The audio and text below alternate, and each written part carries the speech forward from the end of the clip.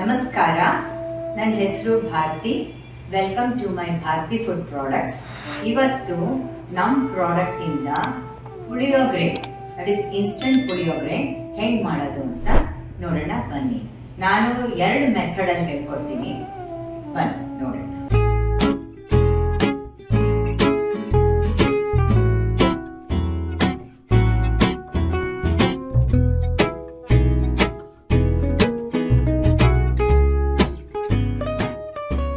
ಇದೆಲ್ಲ ಇಂಗ್ರೀಡಿಯೆಂಟ್ಸು. ಇದು rice cook ಮಾಡಿಟ್ಟಿದ್ದೀನಿ.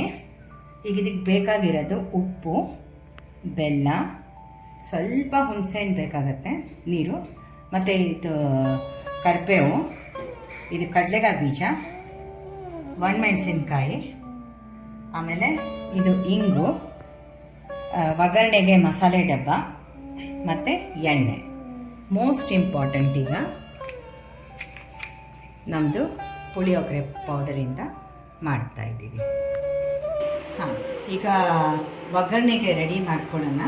Stove ಹಚ್ಚಿದ್ದೀನಿ ಇದಕ್ಕೆ. ಆ್ಯಂಡ್ ಒನ್ ಇನ್ಸ್ಟ್ರಕ್ಷನ್, ಇದಕ್ಕೆ it should be on the ತುಂಬ ಲೋ ಫ್ಲೇಮಲ್ಲೇ ಒಗ್ಗರಣೆ ಮಾಡಬೇಕು, ಇಲ್ಲೋದ್ರೆ ಅದು ಸೀದಾ ಬರ್ತದೆ. ಸ್ವಲ್ಪ ಎಣ್ಣೆ ಹಾಕಬೇಕು. ಇದಿಷ್ಟಕ್ಕೆ ನಾನು ಕಲಿಸ್ತಾ ಇರೋದು. ಈಗ ಹಾಟ್ ರೈಸ್ ಇರಬೇಕಾದ್ರೆ ಒಂಚೂರು ಇದಕ್ಕೂ ಎಣ್ಣೆ ಹಾಕಿ,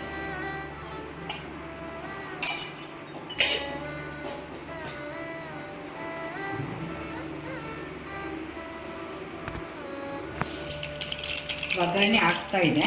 ಇದಕ್ಕೆ ಒಂದು ಸ್ವಲ್ಪ ಅರಿಶಿನ ಹಾಕೋಣ. ನೋಡಿ, ಇದಕ್ಕೆ ಬೇಕಾಗಿರೋದು ಇಷ್ಟು ತಗೊಂಡಿದ್ದೀನಿ: ಕಡಲೆಬೇಳೆ, ಉದ್ದಿನಬೇಳೆ, ಕಡಲೆಕಾಯಿ ಬೀಜ ಮತ್ತು ಒಣಮೆಣಸಿನ್ಕಾಯಿ. ಅದ್ರ ಜೊತೆ ಸ್ವಲ್ಪ ಕರಿಬೇವು ಹಾಕಿ ಇಂಗು ಹಾಕ್ತಾ ಇದ್ದೀನಿ.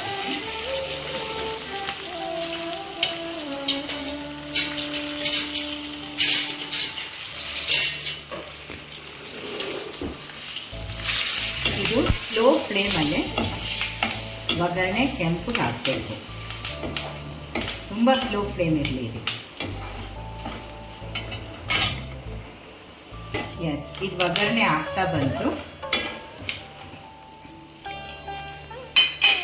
ಇದಕ್ಕೆ ನಮ್ಮ ಪೌಡ್ರ್ ಹಾಕ್ತಾ ಇದ್ದೀವಿ. ನಾನು ಸ್ವಲ್ಪನೇ ಕಲಿಸ್ತಾ ಇರೋದ್ರಿಂದ 1 ಸ್ಪೂನ್ ಹಾಕ್ತಾ ಇದ್ದೀನಿ.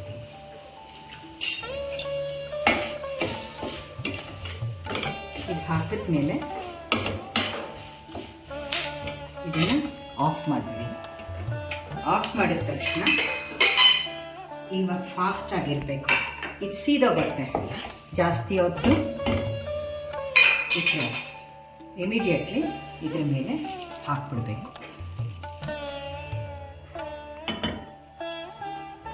ಎಸ್, ಇದು ಕಲಿಸ್ತಾ ಇದ್ದೀನಿ ಪುಳಿಯೋಗರೆ. ಆ್ಯಕ್ಚುಲಿ ಪುಳಿಯೋಗರೆ ಪೌಡರ್ಗೆ ನಾವು ಭಾಳ ಕಡಿಮೆ ಉಪ್ಪು ಹಾಕಿದ್ದೀವಿ.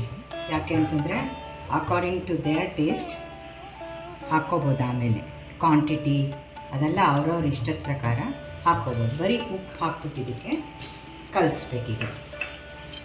ಒಂದು ಹೇಳೋಕ್ಕೆ ಇಷ್ಟಪಡ್ತೀನಿ, ಕೆಲವರು ಇದಕ್ಕೆ ಈರುಳ್ಳಿ ಬೆಳ್ಳುಳ್ಳಿ ಇಷ್ಟಪಡ್ತಾರೆ, ಕೆಲವರು ಬರೀ ಬೆಳ್ಳುಳ್ಳಿ ಇಷ್ಟಪಡ್ತಾರೆ.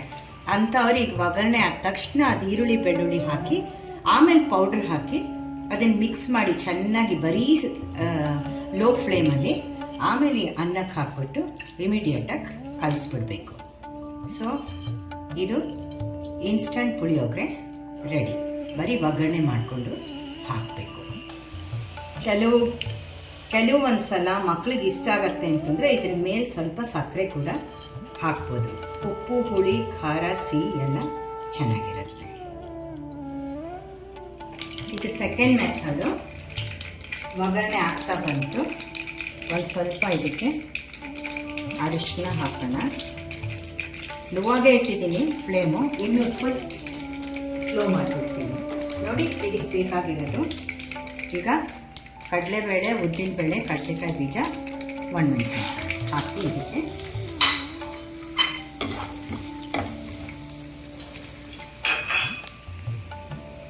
ಇದು ಇಂಗು ಮತ್ತು ಕರಿಬೇವು ಸೊಪ್ಪು.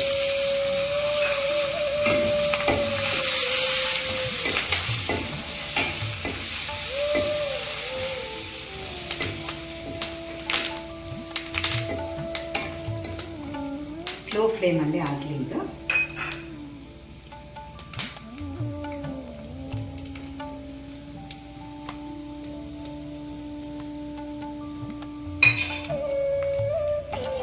ಇದೀಗ ಒಗ್ಗರಣೆ ಸ್ಲೋ ಫ್ಲೇಮಲ್ಲಿ ಆಯಿತು. ಇದ ತಕ್ಷಣ ಒಂಚೂರು ನಾನು ವಾಟರ್ ಹಾಕ್ತೀನಿ.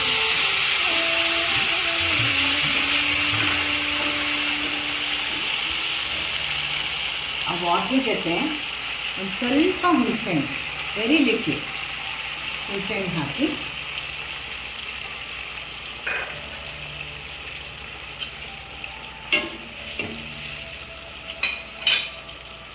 ಉಪ್ಪು ನಾನು ಹೇಳ್ದಂಗೆ ನಾನು ಭಾಳ ಕಡಿಮೆ ಹಾಕಿದ್ದೀನಿ, ಅದಕ್ಕೆ ಇದಕ್ಕೊಂದು ಸ್ವಲ್ಪ ಉಪ್ಪು ಹಾಕ್ತಾ ಇದ್ದೀನಿ.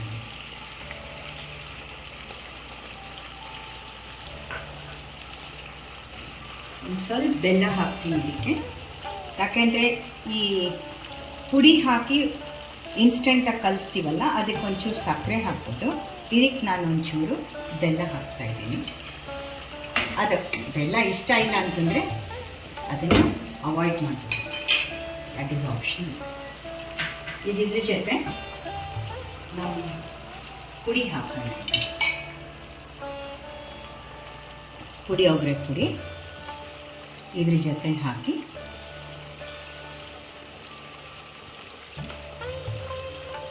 ಇದು ಚೆನ್ನಾಗಿ ಕುದಿಬೇಕು.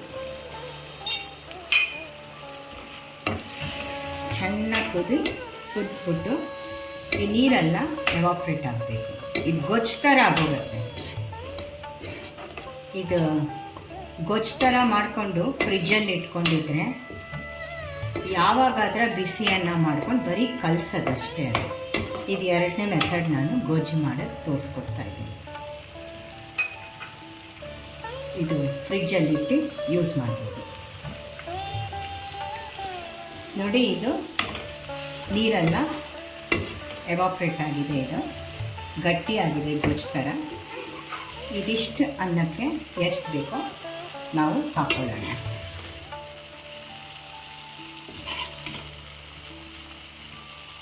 ಈಗ ಮಿಕ್ಕಿದ್ದು ಈಗ ಸ್ಟವ್ ಆಫ್ ಮಾಡಿಬಿಡ್ತೀನಿ.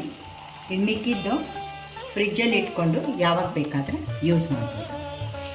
ಈಗ ಇದನ್ನು ಕಲಿಸ್ಬೇಕಷ್ಟೇ. ಮತ್ತೆ